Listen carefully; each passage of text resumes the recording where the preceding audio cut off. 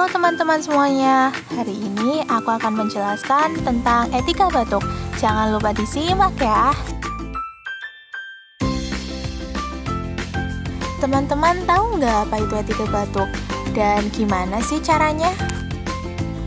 Jadi, etika batuk adalah tata cara batuk yang baik dan benar untuk mengurangi risiko penyebaran kuman dan menjaga lingkungan sekitar.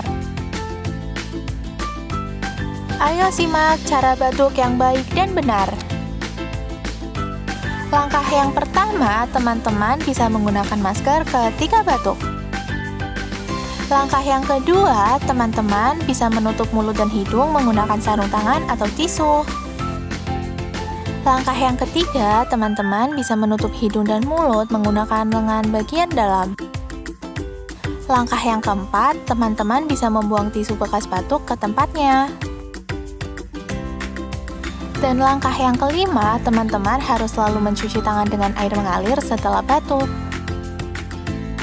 Oke, segitu aja ya teman-teman. Jangan lupa untuk diterapkan.